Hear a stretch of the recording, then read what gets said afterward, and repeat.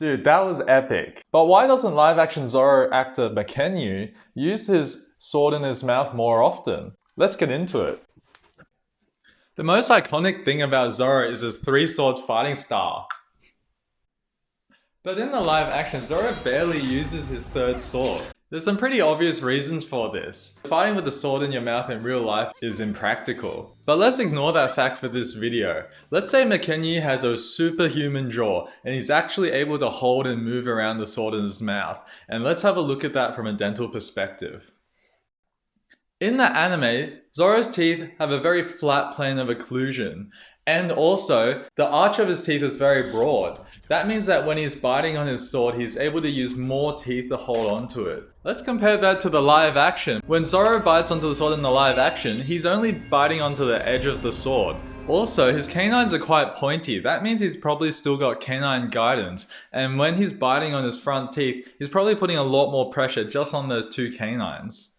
So what happens if Zoro does fight someone with his sword in his mouth? When there's an impact on the sword, there'll be a pushing force on this side, and the other side there'll be a pulling force. Both of those forces can put a lot of strain on your teeth. Now from this force on the teeth, we could be looking at subluxation injuries. This is where the periodontal fibers around the tooth are stretched and traumatized, but the tooth hasn't been displaced out of place. Luxation injuries are similar, but the tooth has actually been moved out of place because of this extent of the damage.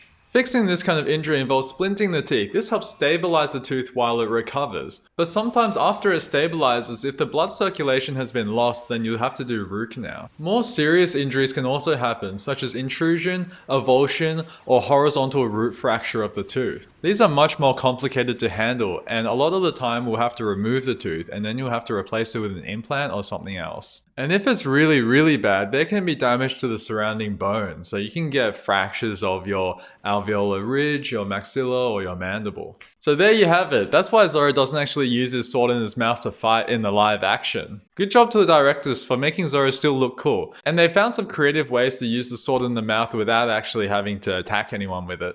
If you like the content, don't forget to subscribe.